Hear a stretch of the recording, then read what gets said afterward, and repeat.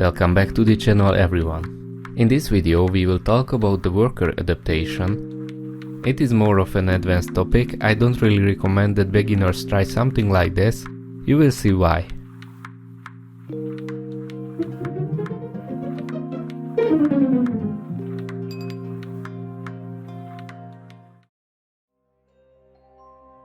This is a colony of Camponotus piceus, where sadly the queen has died, leaving behind a group of workers with lots of brood. We don't want this to go waste, and many of you ask what to do in this case. What can we do if the queen dies? That's why I'm going to show you the worker adaptation. This is what we are going to try. Here in another test tube there's another queen of the same species, so she's also Camponotus piceus. This queen is freshly swarmed and has just laid her first eggs. Well, in the world of ants we have to know the so-called pheromone rules, because each colony has its own unique identifier, its own unique smell. This pheromone comes from the queen, it's produced chemically and the ants can smell it on each other. So when they scan each other with their antennae, they can know whether the another worker belongs to her colony or not.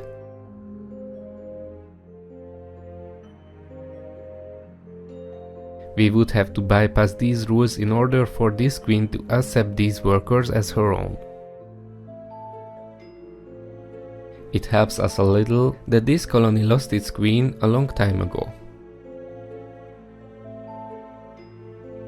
This happened weeks ago.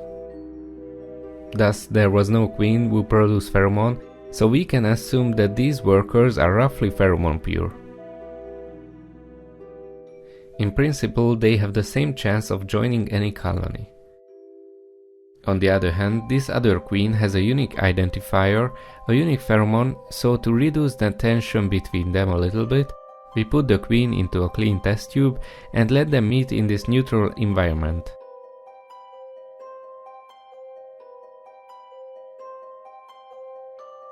I can already guess what will happen, but we will try it anyway, just so that you can see what happens in such a case, and so that you can see how risky this worker adaptation thing is after all. Carefully. She got through. And now I need a wet brush to transfer the eggs.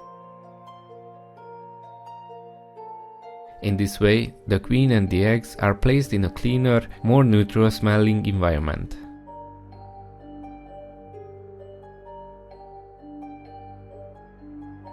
What else you need to know is that this is a tolerant species. I also chose them for this reason. They always have small colonies in nature. So these are colonies with a few hundred individuals, which mostly don't fight with other ant colonies. If they meet other ants, there will be no conflict. The piceus will rather run away. It is a rather shy species. We will see how they react to each other.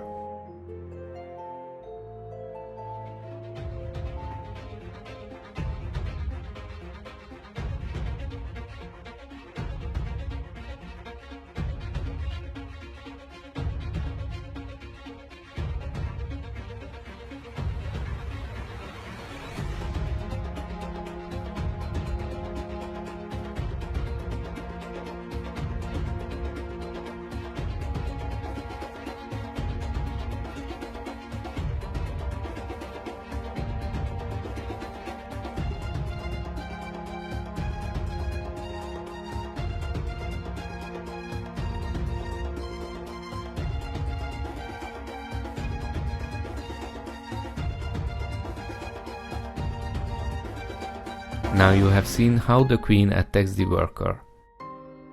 She grabs her with her mandibles, pulls her under herself, and uses her formic acid against the worker.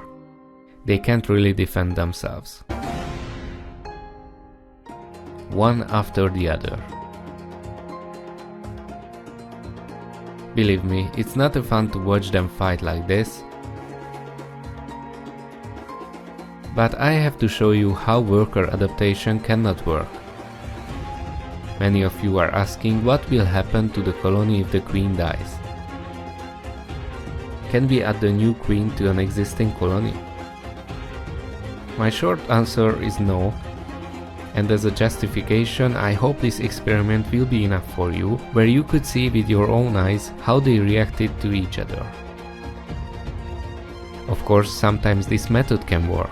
For example, only half of the workers perish, the other half is accepted by the queen. But the risk that they will harm each other is always exists in the case of a worker adaptation. Even the queen can be injured depending on how strong the workers are.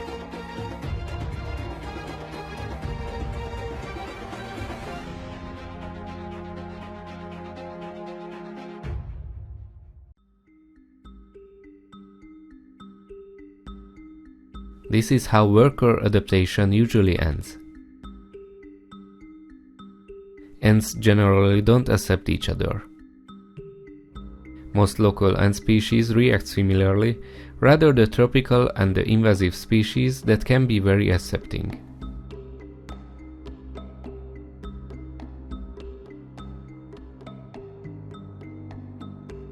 So this trait can also be quite varied, just as ant species are quite diverse. What I suggest instead of worker adaptation is that if the queen dies, the brood should be transferred but not the workers.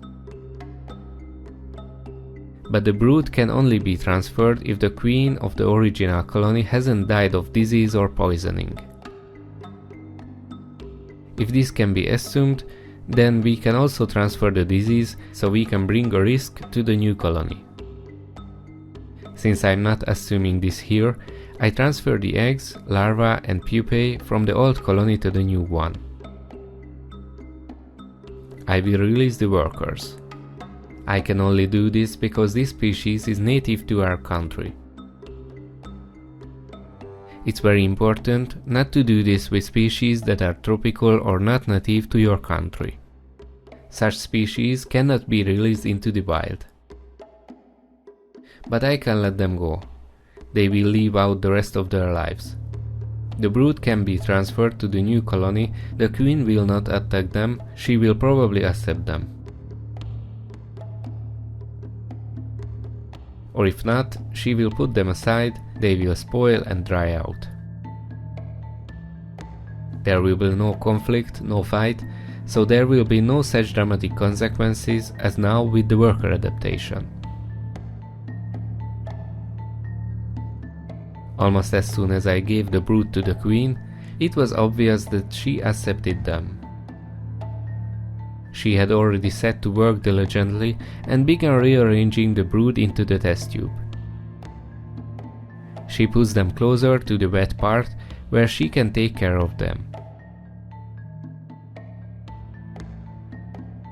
I will make a video about the social parasite ant species, but there the situation will be different regarding worker adaptation.